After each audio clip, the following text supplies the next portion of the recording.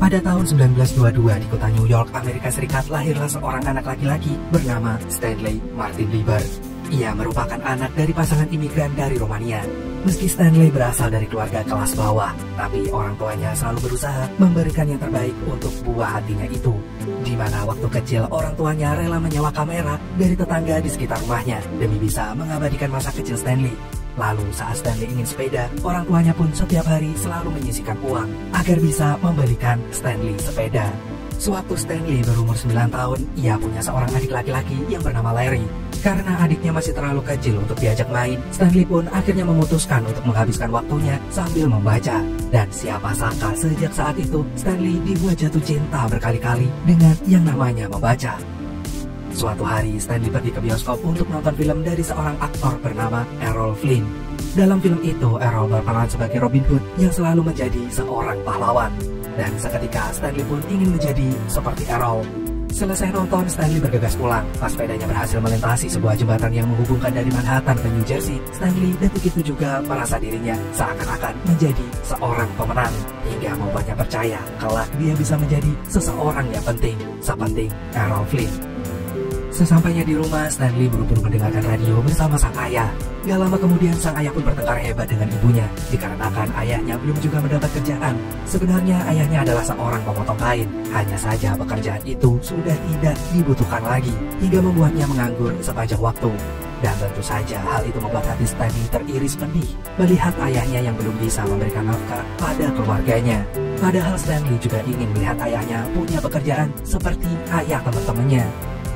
Dan atas kenyataan itulah Stanley harus bekerja banting tulang sebagai office boy di sebuah perusahaan pabrik celana di saat usianya masih sangat muda, di mana pabrik itu memiliki jutaan salesman yang membuat Stanley harus selalu siap siaga dan cekatan melakukan apapun yang mereka suruh.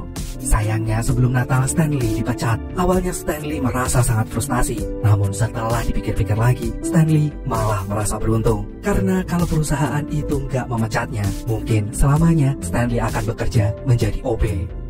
Pada tahun 1939, Stanley mendapatkan info loker dari pamannya yang bekerja di sebuah perusahaan penerbit buku komik, yaitu Timely Comic. Karena Stanley demen banget baca dan nulis, ia pun akhirnya diterima kerja di sana sebagai asisten editor bersama dengan Joe Simon yang merupakan kepala editor dan Jack Kirby yang bertugas menggambar komiknya. Rupanya mereka telah menghasilkan banyak cerita komik yang seru. Salah satunya adalah Kapten Amerika. Jadi Kapten Amerika ini digambarkan sebagai sosok pahlawan bagi Amerika Serikat dan seluruh dunia pada masa Perang Dunia II. Ceritanya terinspirasi setelah melihat perjuangan keras para tentara di medan Perang Dunia II.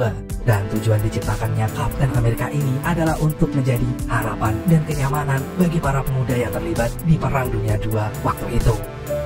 Meski awalnya Stanley hanya dijadikan pesuruh seperti babu, tapi lama-kelamaan ia diberi kesempatan untuk membantu menuliskan naskah komik. Gak mau menyia-nyiakan kesempatan itu, Stanley pun menyanggupinya. Ia ingin memanfaatkan kesempatan menulis komik itu sebagai batu loncatan untuk dirinya kelak menjadi penulis novel yang hebat. Tapi karena Stanley malu jadi penulis komik, ia lalu menggunakan nama pena, yaitu Stanley. Ia lantas berhasil menuliskan komik pertamanya yang berjudul Captain America and the Traitor Revenge. Dan di luar dugaannya, ceritanya booming dan viral, dan nama penanya Stanley pun semakin dikenal di masyarakat luas.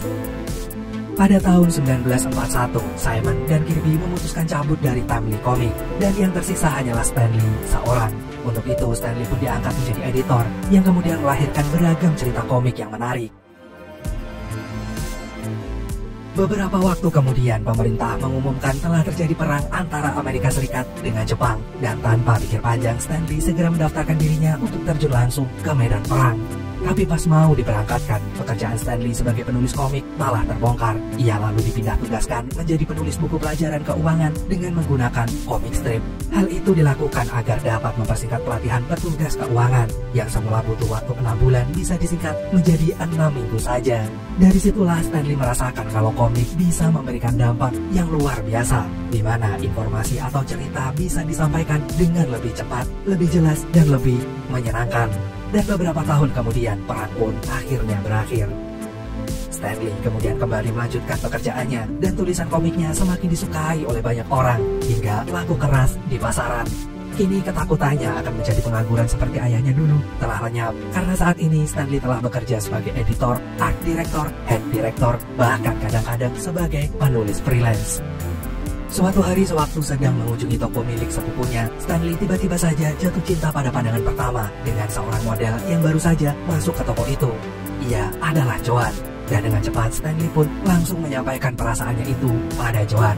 Ia yakin kalau Joan adalah jodohnya. Dan benar saja, selang beberapa waktu kemudian Stan Lee menikah dengan Joan. Mereka lalu hidup dalam kemewahan, tinggal di sebuah rumah gedongan dan memiliki mobil keluaran paling baru. Setelah 2 tahun menikah, mereka dikaruniai seorang anak perempuan. Dan sebenarnya mereka dikarunia lagi seorang putri cantik. Namun sayangnya ia meninggal beberapa jam setelah dilahirkan. Dan setelah itu Joan dinyatakan gak bisa hamil lagi.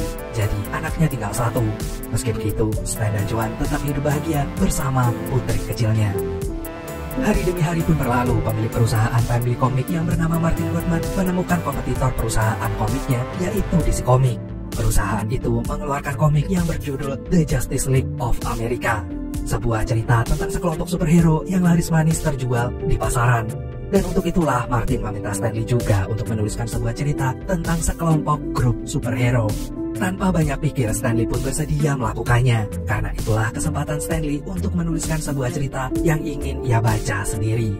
Gak berselang lama, Kirby pun kembali dengan Family Comics. Ia dan Stan Lee kemudian berhasil membuat cerita tentang 4 pahlawan super yang diberi judul Fantastic Four. Jadi ceritanya mereka pergi keluar angkasa dan mendapatkan kekuatan super setelah terpapar sinar kosmik. Stan lalu menggambarkan tuh superhero dengan serealistis mungkin. Ia diciptakan Stan Lee dengan memiliki kekurangan masing-masing.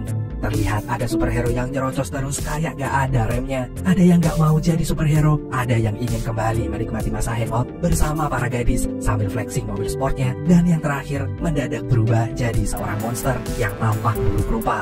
Dan yang membuat komik ini terasa berbeda dengan yang lainnya adalah Stan menuliskan kalau mereka harus diusir dari markasnya karena gak mampu bayar uang sewa. Dan alhamdulillahnya setelah diterbitkan, Fantastic Four mendapat sambutan hangat dari masyarakat. Di saat yang bersamaan, nama Family Comic pun dirubah menjadi Atlas Comic. Dan beberapa saat kemudian, Stan Lee dan Martin sepakat untuk mengubahnya lagi menjadi Marvel Comic.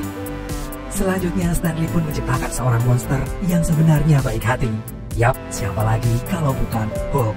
Ia terinspirasi dari sebuah buku yang pernah ia baca dan film yang pernah ia tonton waktu kecil, yang mana manusia normal bisa berubah menjadi seorang monster.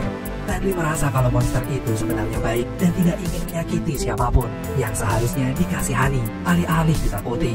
Karena bagaimanapun juga, entah itu monster ataupun manusia, pasti semuanya pernah terlibat dalam suatu konflik yang bisa saja menyisakan sebuah luka yang mendalam.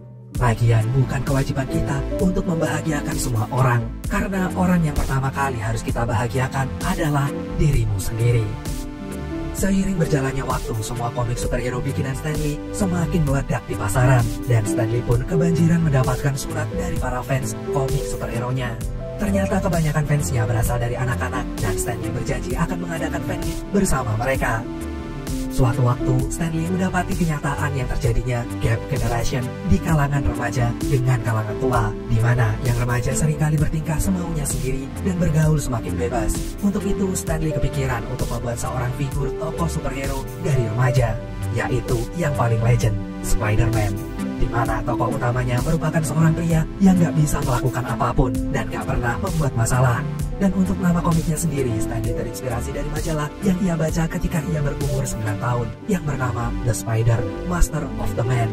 Pada sampul majalah itu terlihat seorang penguasa manusia yang memakai sebuah cincin bergambar laba-laba kecil. Apabila ia meninju wajah seseorang, maka akan meninggalkan sebuah bekas gambar laba-laba di rahang orang itu. Dengan cepat, Stan Lee pun menyampaikan ide itu kepada Martin Goodman. Namun sayang sekali, Martin menolaknya. Ia beralasan bahwa seorang remaja gak bisa jadi superhero.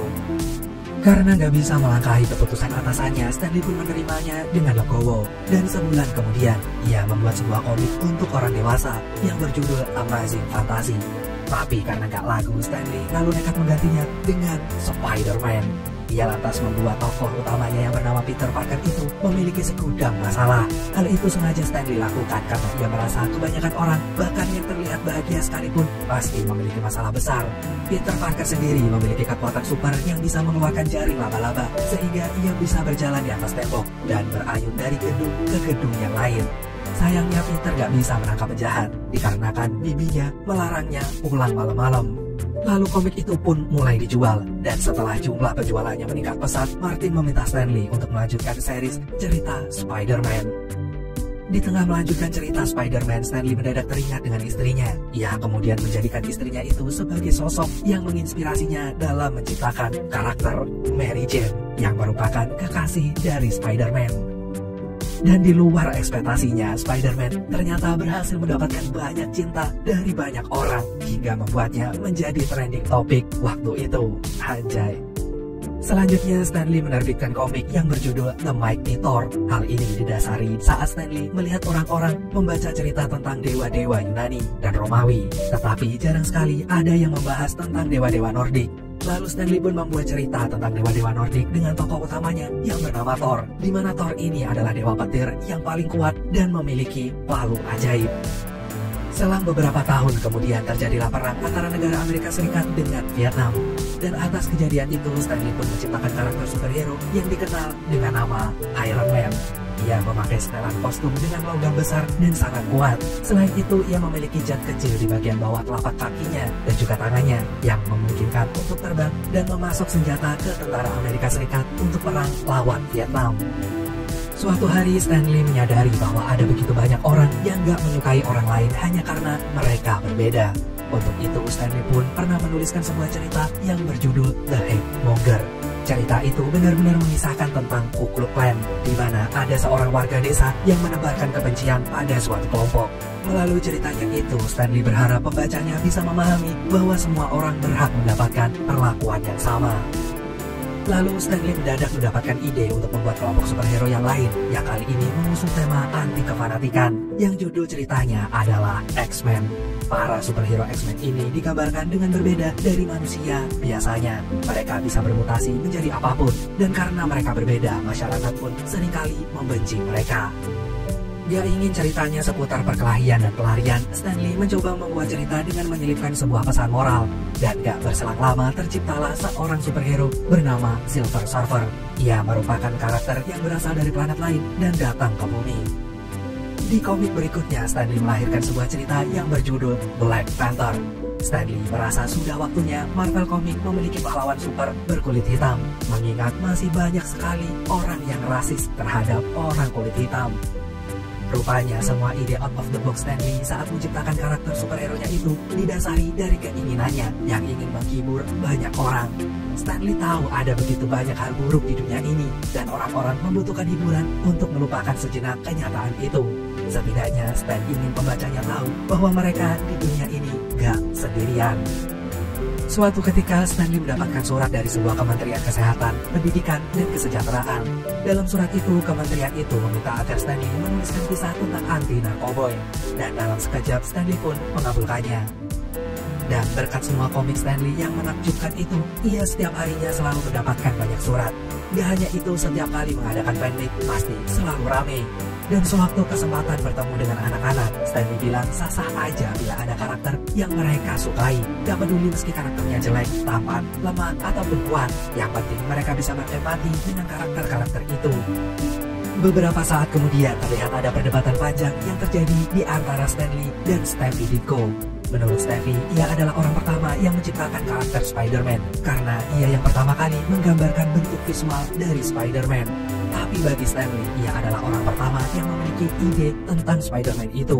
Selain itu, Stanley pula yang memikirkan plotnya secara detail. Dan sebagai jalan tengah dari perdebatan panjang itu, mereka kemudian sepakat untuk menuliskan nama Stevie sebagai co-creator di setiap komik buatan mereka. Namun gak lama dari itu, Stevie malah berhenti dari pekerjaannya. Dan sesaat kemudian Kirby pun menyusul untuk berhenti juga. Ketika Kirby diinterview di sebuah radio, ia terhubung dengan Stanley. Di momen itu, Kirby menumpahkan segala kekesalannya pada Stanley, di mana orang-orang hanya melihat Stanley aja, padahal semua komik itu juga merupakan hasil tangannya. Pada tahun 1972, Stan Lee diangkat sebagai pemimpin perusahaan penerbit Marvel Comics. Ia lantas dibebaskan dari tugas-tugasnya sebagai penulis dan mencari seseorang untuk menggantikan posisinya sebagai pemimpin redaksi. Ia dan timnya lalu membuat sebuah karakter superhero perempuan. Dan dari waktu ke waktu, Stan Lee telah menjadi seorang pebisnis yang kemudian diundang untuk jadi pembicara. Pada tahun 2010 ketika Stan Lee memasuki usia senjanya, ia seringkali menjadi cameo dari komik-komik superhero-nya buatannya dulu. 7 tahun kemudian, Stan Lee menghadiri acara wisuda di UCLA. Di situ Stan Lee berbagi tentang motivasi yang selalu dipegang saat ia mengerjakan komik-komiknya. Gak peduli orang mau ngomong apa, Stan akan selalu melakukan yang terbaik untuk apapun yang bisa ia kerjakan. Stan sadar bahwa dialah yang memegang kendali penuh atas hidupnya sendiri, sementara orang lain hanyalah penonton yang akan selalu sibuk berkomentar.